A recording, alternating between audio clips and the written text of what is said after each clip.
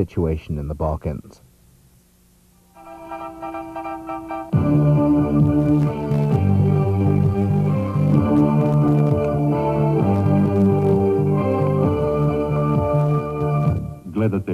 You are watching the evening news of Radio Television Serbia.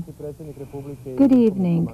President of the Republic and Commander-in-Chief, Slobodan Milošević, issued a decree on appointment of generals to new posts. General Blagoje Kovačević was appointed to the post of Chief of Operations Sector of Military Chiefs of Staff. General Milorad Obradović was appointed to the post of the Second Army Commander. General Miodrag Simić was appointed to the post of the Chief of Army Sector of Military Chiefs of Staff. General Jagos Stevanović was appointed Chief of Second Army Headquarters. General Spaso Đurović was appointed Commander of Infantry Sector. General Ratomir Ristić was appointed Deputy Defense Minister for Civil Defense, and General Jugoslav Kojopelić was appointed Head of Military Industry in the Ministry of Defense.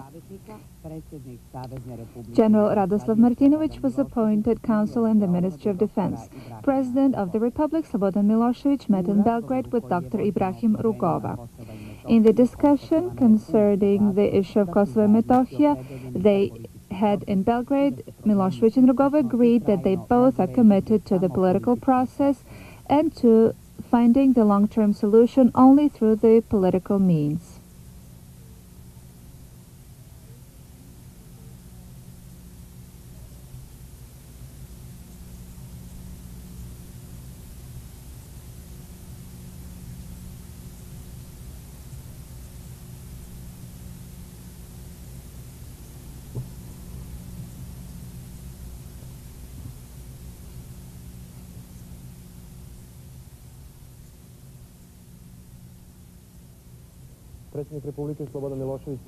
President of the Republic, Slobodan Milošević, met today with Archbishop Jean-Louis Toran, Minister of Foreign Affairs of Vatican, who came to visit Belgrade.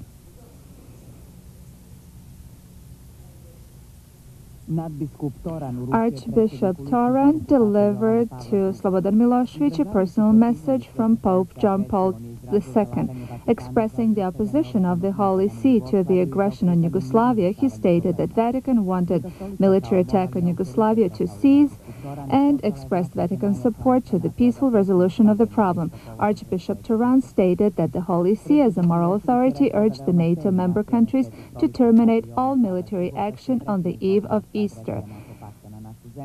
Milošević expressed appreciation for the initiative of the Holy See and Pope John Paul II to bring aggression to an end, and expressed his deep belief that the forces fighting for peace, truth and justice will triumph over the dark forces which engage in criminal aggression on other countries and peoples, their freedom and national dignity. Yugoslavia is engaged in a just struggle and defends all of its citizens, regardless of their nationality, against criminal aggression, and will never give up its country nor freedom.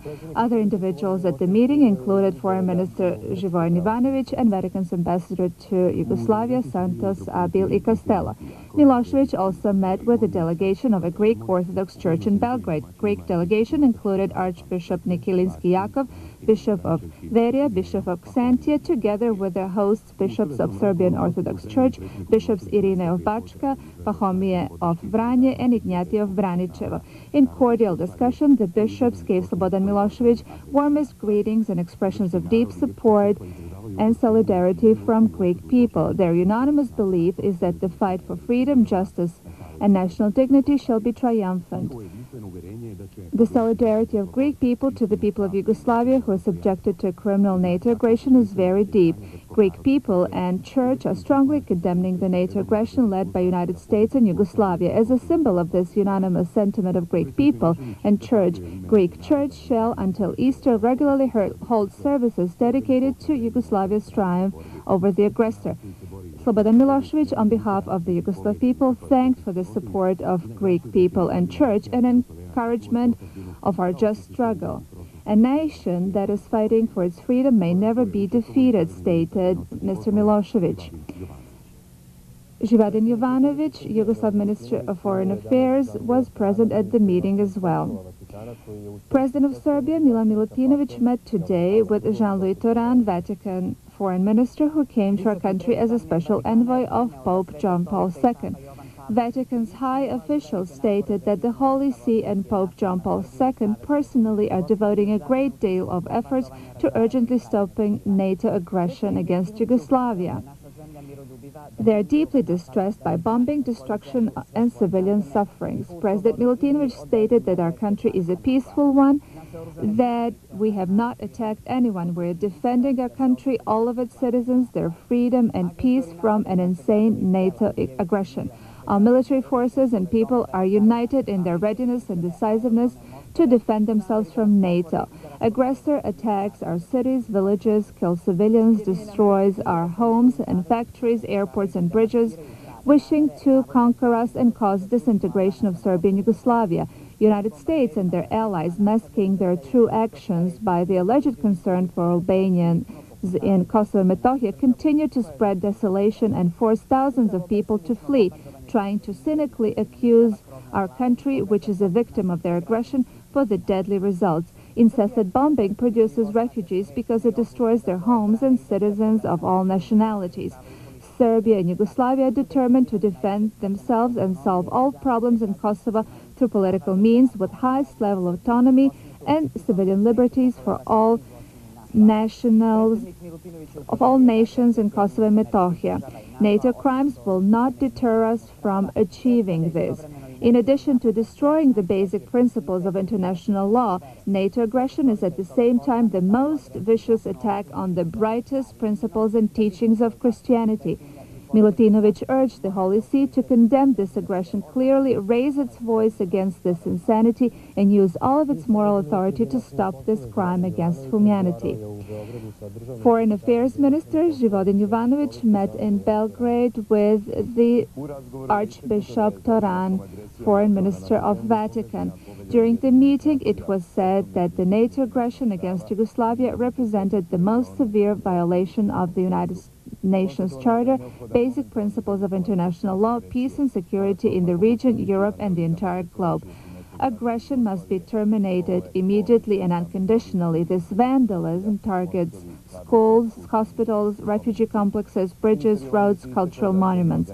Minister Jovanovic stated that Vatican's willingness to see firsthand the results of the destruction is deeply appreciated, as are Vatican's efforts aimed at stopping the bombing and protecting Europe from danger and destruction caused by NATO attack mandated by United States.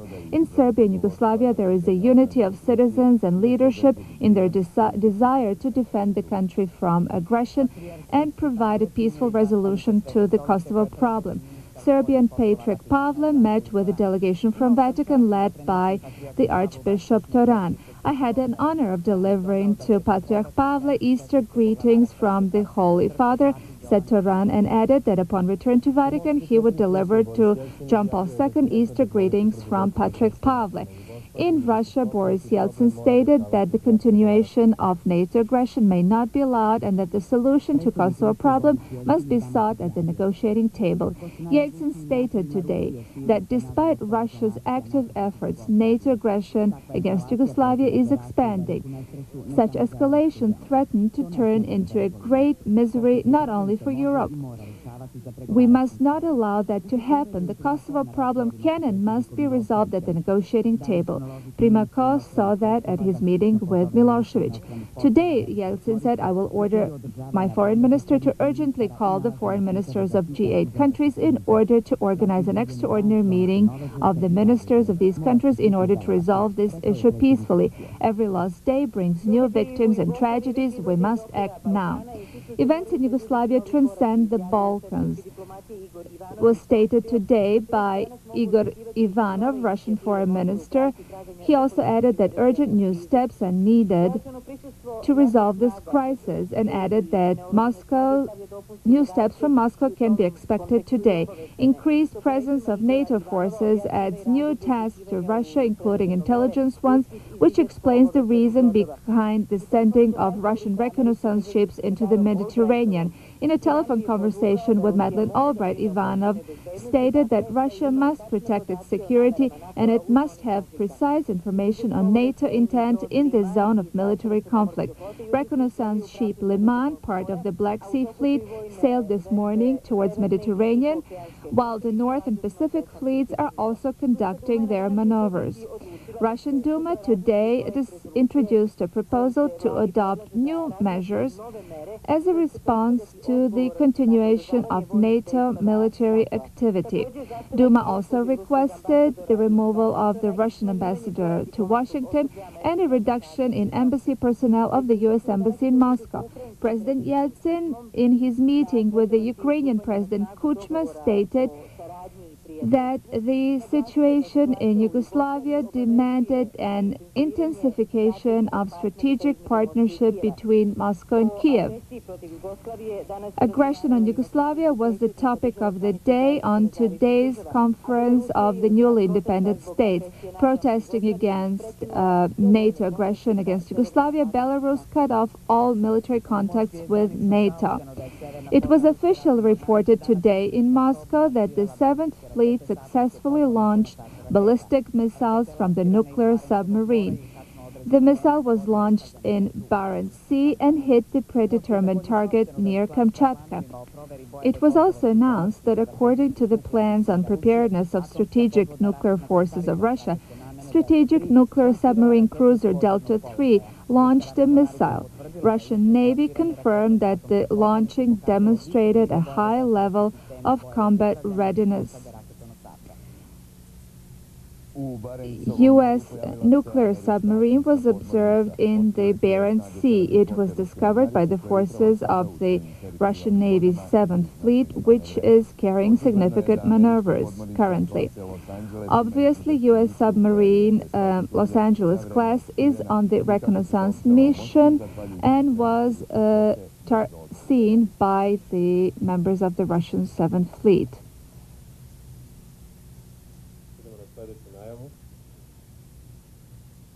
The next story, please.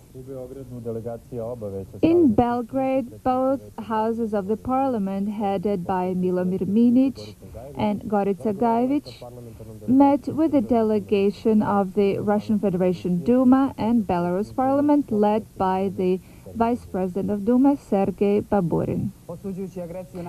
Condemning NATO aggression against sovereign and independent Yugoslavia, Baburin stated that it was a crime against people of Yugoslavia and that barbaric aggression had to stop immediately.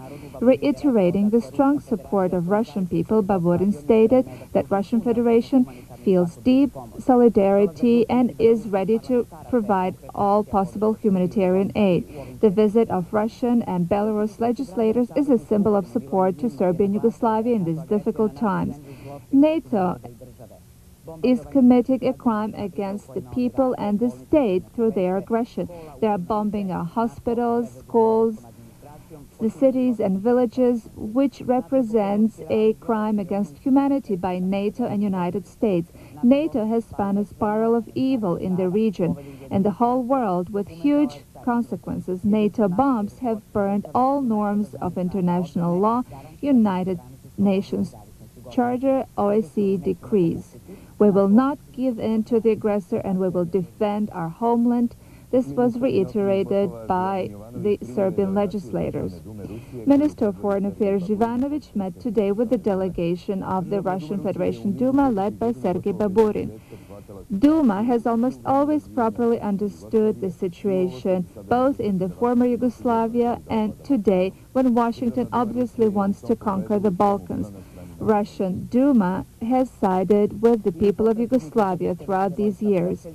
Serbian Deputy Prime Minister Šešelj also met with the delegation of Russian Duma and Belarus Parliament, led by Sergei Baburin.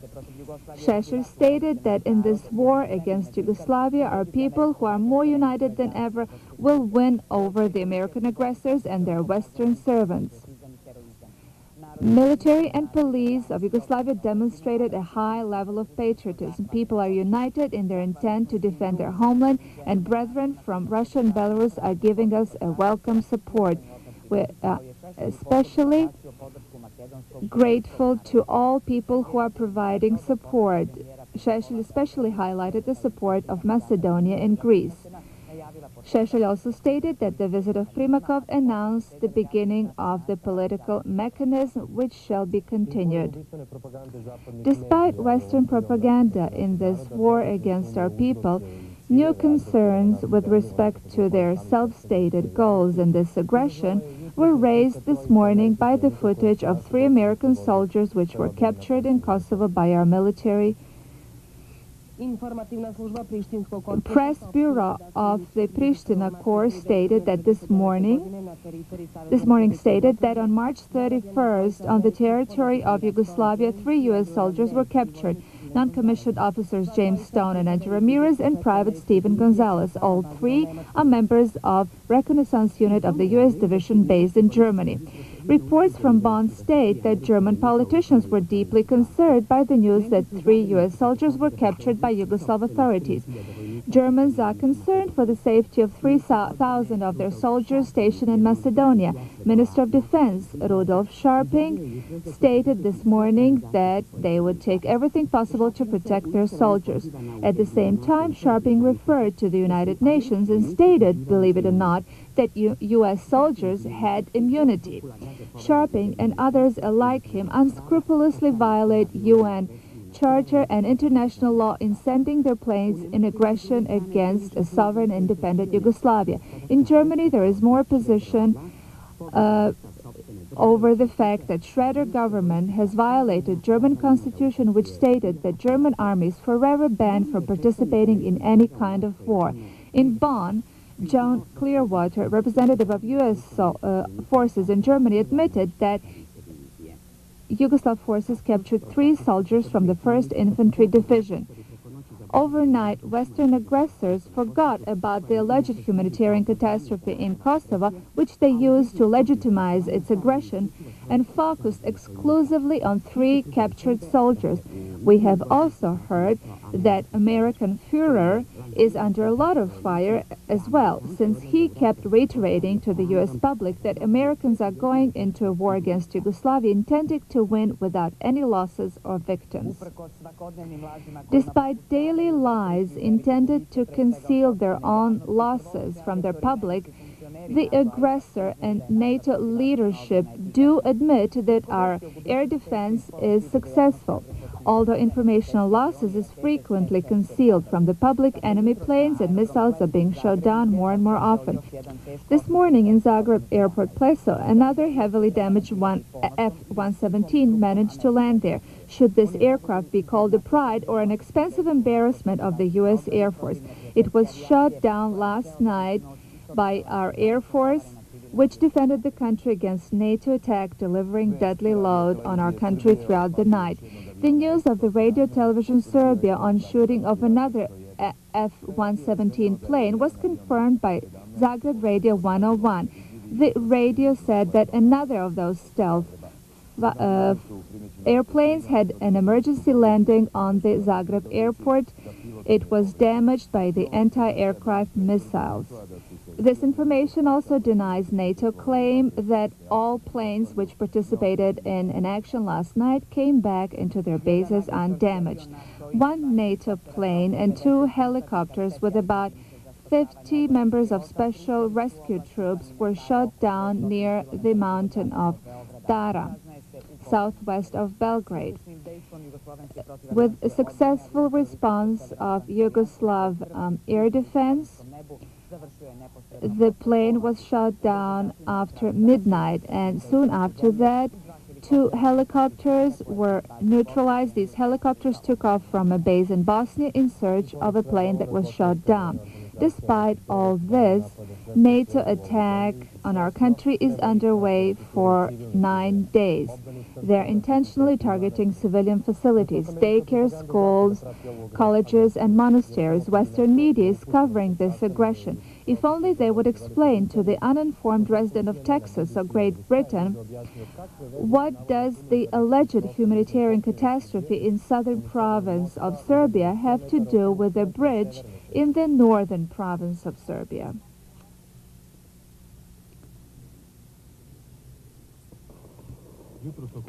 This morning, around 5 o'clock, as the public transport started operating, the enemy destroyed Varadin Bridge over Danube, which connects Novi Sad and Petrovaradin.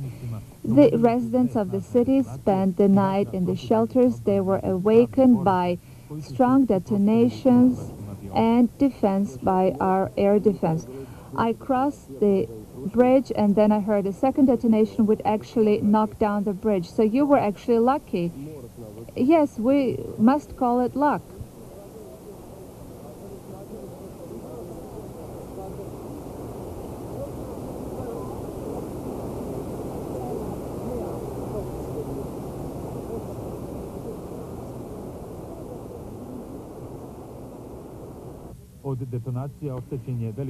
The detonation damaged a large number of residential houses in Petrovaradin and Novi Sad. Enemy war machine, which pretends to be saving civilians, just destroyed the oldest bridge in Novi Sad at the very moment when the citizens were getting ready to go to work. The exact number of the injured person is not yet known at this time. The enemy from NATO target everything. This morning they targeted the bridge over Danube near Beška on the international highway M22. Nothing prevented them from shooting this bridge, even the fact that there were tens of vehicles on the bridge at the time of the shooting. Due to the brave resistance from Yugoslav air defense, the enemy was not able to successfully accomplish this mission. Our defenders shot down one missile and the rest of the missiles missed the target. This is Strossmayer Street in Petrovaradin, just 100 meters away from the bridge, which was savagely destroyed this morning by NATO. The damage to civilian facilities is huge, and they are a further evidence of the enemy's goal to destroy our people and all civilizational values. A great damage was inflicted on the Catholic Church, St. Jure, which is classified as a historic building, and it was built in 1714. This church was completely restored in 1989. The strong detonation damaged many buildings by the Danube, including the building of the Museum of Vojvodina.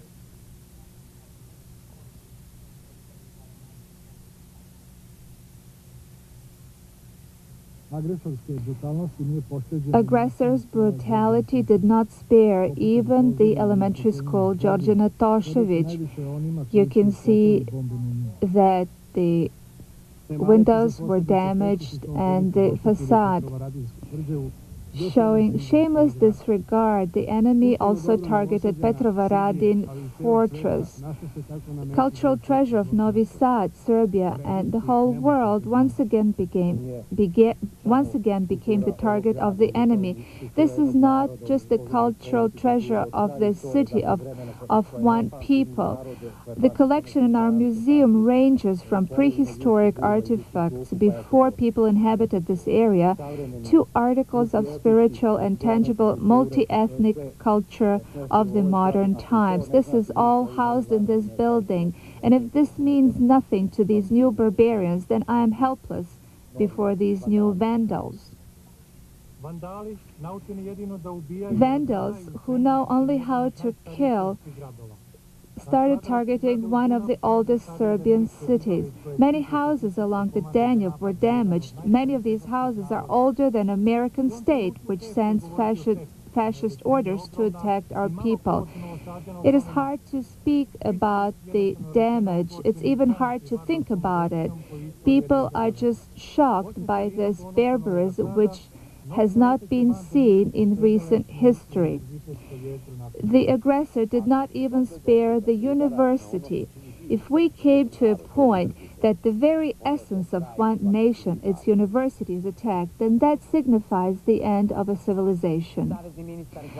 Foreign Minister of Transport Dejan Drobnjakovic informed the Danube countries that due to the destruction of the bridge at the 1,255th kilometer of the river, the transport on the Danube is interrupted. It is the longest river route in Europe. This criminal act of aggression is a violation of the European Plan on Development of River Corridors Convention on the River Transport on Danube, which was signed 1 year before the bridge was built.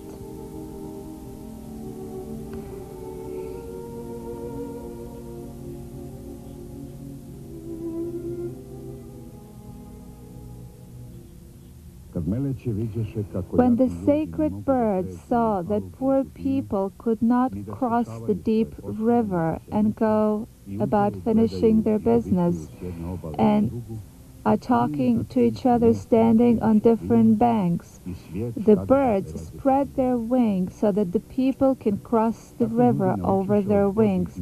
This is how people learned from the sacred birds how to build bridges.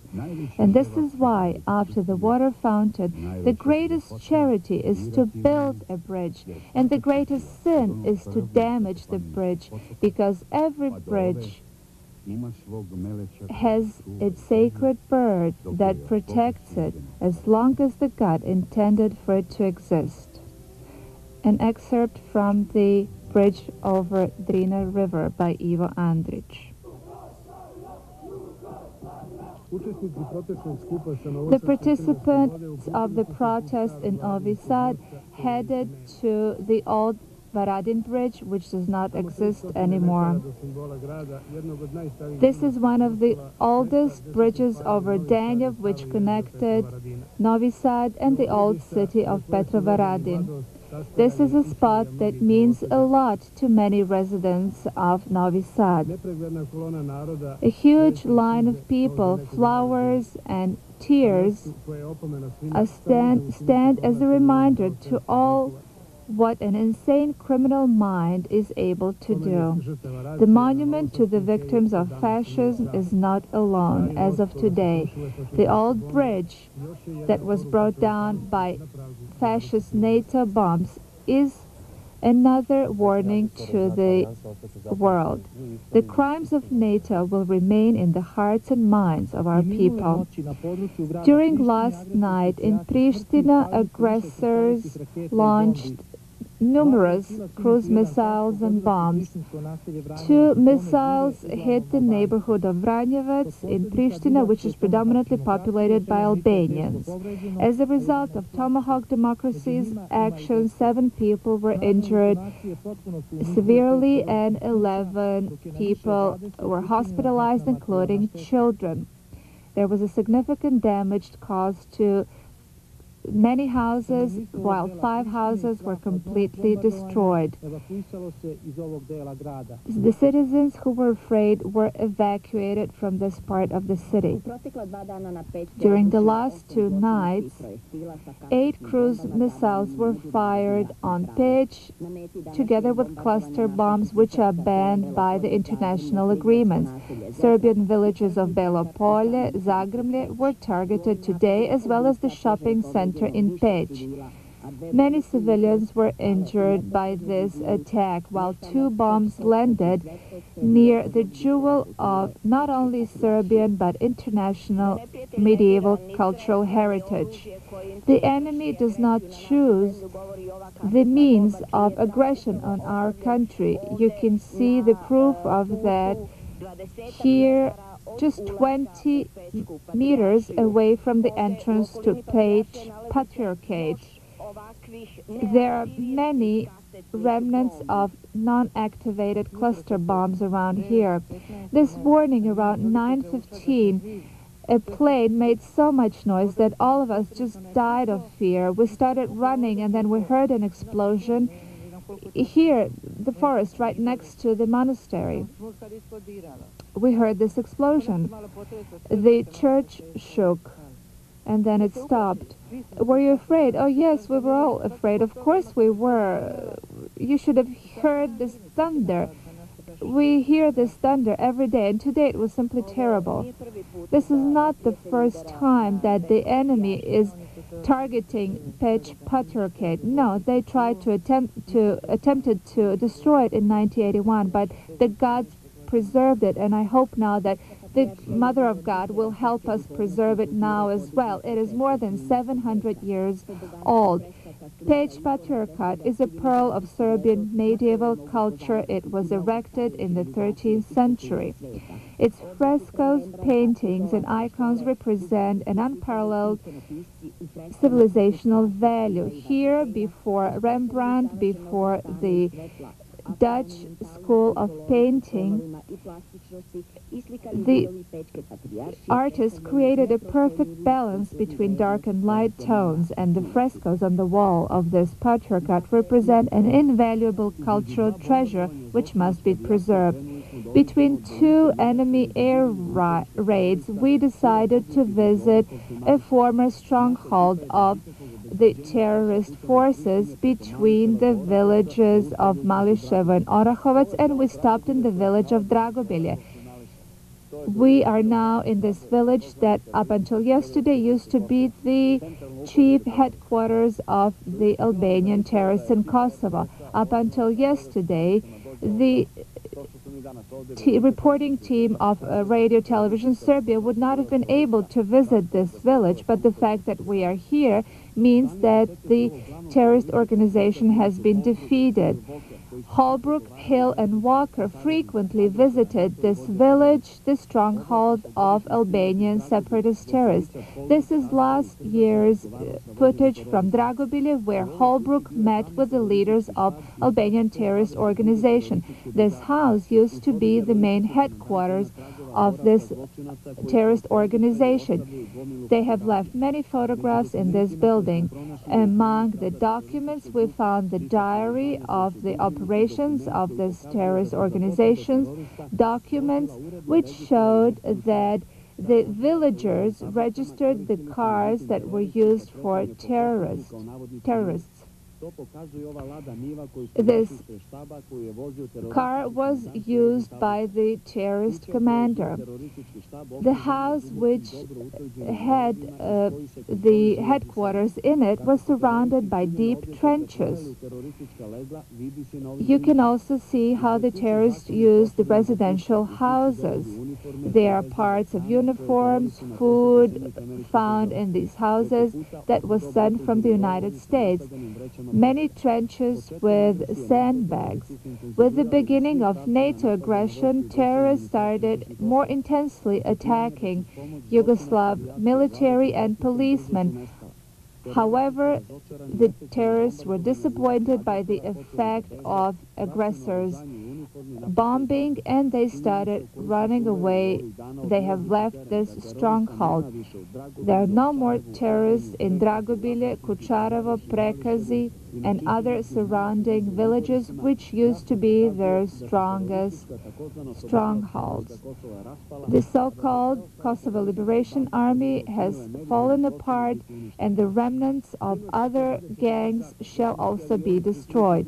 Last night, around 10 p.m., the enemy attacked the villages of Magura and Vrelo using the cluster bombs which have been banned by the international agreements. The residents of these villages are both Albanians and Serbians, and of course the members of both nationalities have been injured.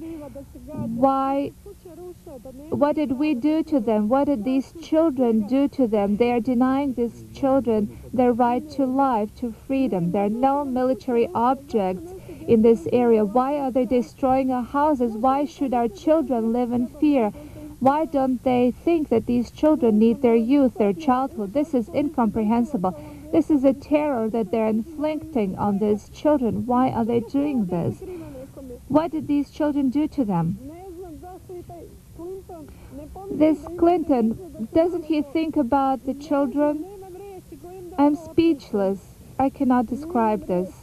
I'm speechless. The children cannot sleep peacefully. I think they're just the biggest barbarians in this world.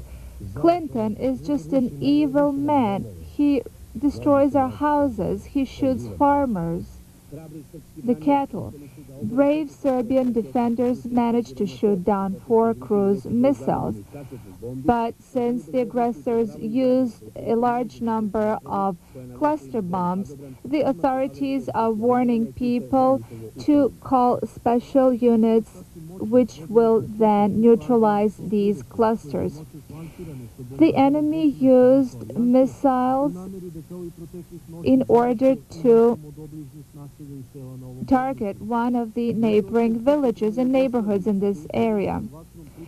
These missiles were shot down by the units of Yugoslav air defense, which daily, decisively, and successfully respond to NATO bombing.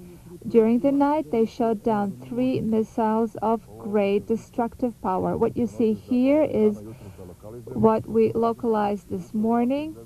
This is how the powerful missiles look. They are launched from NATO planes.